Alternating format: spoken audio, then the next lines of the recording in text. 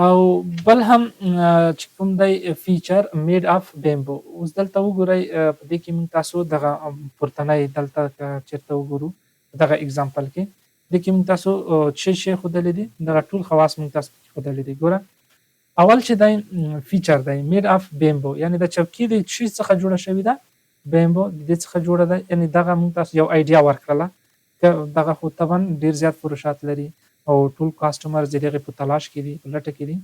او بل benefit naturally sustainable and provide superior cool comfort during long work days.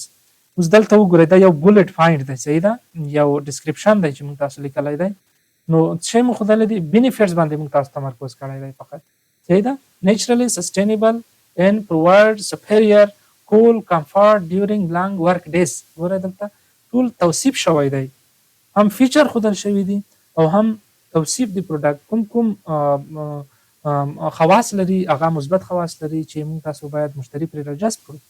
سوشل پروف کاسټمر ریویوز آر نان نیګوشیبل.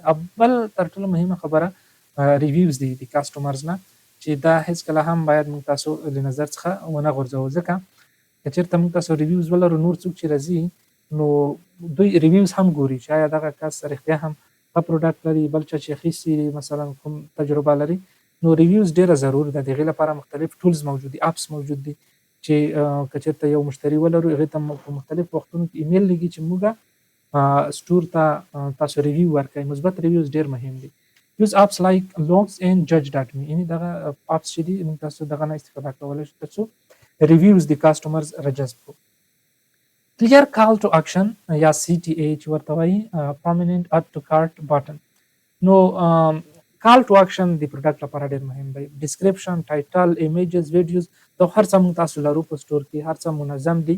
اوس موږ تاسو مشتری ته باید ووایو چې راشه بس دغه پروډکټ نور واخله نو د هغې لپاره ډېر واضح باټن موږ تاسو باید ولرو هلته تر څو مستقیما شاپ ناو یا بای ناو دغسې تر څو بس هغه مستقیما وتوانېږي چې ډایرکټلی همغه پروډکټ واخلي ځکه نن سبا خو طبعا چې خلک مصروف نو شاید پروډکټ ټایټلز هر څه صحیح وي خو که چېرته موږ تاسو مستقیما دوی کال ټو اکشن ونه لرو نو طبعا فروشات هم نه لرو.